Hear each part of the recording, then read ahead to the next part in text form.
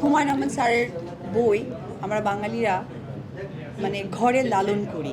গত বছর বইমেলাতে বইয়ের বিষয়টা এমন ছিল, আমার বই এসেছে, কিন্তু একটি বই থেকে তো আসলে অনেক কিছু শেখার থাকে, যে নামটি আমার মনে হয় আমরা সকলেই বাঙালিরা খুব গর্বের সাথে বলবো যে হুমায়ুন আহমেদ স্যারের বই কোনো বাঙালি পড়েন না বা তাকে অনুসরণ করেনি, বা বাঙালিদের ঘরে একটি বই নেই। তো সেই জায়গা থেকে হুমায়ুন আহমেদ স্যারের বই আমরা বাঙালিরা মানে ঘরে লালন করি।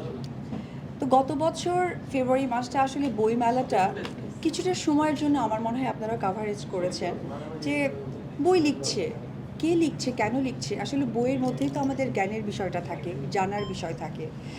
অনেকেই আছে যে বই পড়তেই ভালোবাসেন, অনেকেই আছে যে বই থেকে অনেক কিছু জ্ঞান নেন, অনেক সত্য, অপ্রিয় সত্য এবং অনেক কিছু। তো আমি নুসরাতের সাথে আমার দীর্ঘ ১.৫ বছর হচ্ছে পথ চলা। আপনারা এর আগে হয়তো বা খুব একটা দেখেননি। সেই ২ বছরে আমি দেখেছি যে একটা মানুষ কতটা পরিশ্রমী হতে পারে। আমি যদি ব্যক্তি জীবন নিয়ে নুসরাতকে বলি, আমার মনে হয় যে ইন্ডাস্ট্রিতে কাজ করার কোনো প্রয়োজন নেই তার। কারণ আমরা সকলে এখানে আপনারা যারা আছেন, আমি সহকারে বা জয় বা পেছনে আমরা যারাই কাজ করি, তার পেছনে কিন্তু সত্যি একটি কারণ থাকে যে এটা আমাদের রুটি এখান থেকে আমাদের আর্নিং আসবে, আমাদের সন্তান পরিবার সব কিছুই চলবে। এবং আপনারা যারা এখানে ক্যামেরা নিয়ে আছেন, আপনাদেরও কিন্তু ঠিক সেই লক্ষ্যটাই আছে, আমি যদি সত্যি বলে থাকি।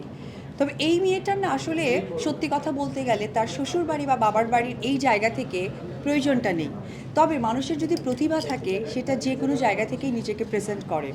তো আমি সত্যি ওকে আমাকে দিদি ডাকে, এত রেসপেক্ট করে। আজকে আমার সত্যি গর্বে অনেক বুকটা ভরে যাচ্ছে, কারণ বোনদের ভালো লাগে না, বোনদের ভালো লাগে, এটা সত্যি। তো এই রুহি, এটা ও যখন পিকচারাইজ করেছে আপনারা দেখবেন, পাশাপাশি বই লিখেছে এবং বইমেলায় আসবে। আমার আশাও আছে যে বইমেলাতে আমি যাব ওর স্টলে। একটা অথেন্টিক বই, এবং আমি মন থেকে ওর জন্য অনেক অনেক বেশি দোয়া করি, প্রে করি ওর লক্ষ্যে যেন ও এগিয়ে যায়।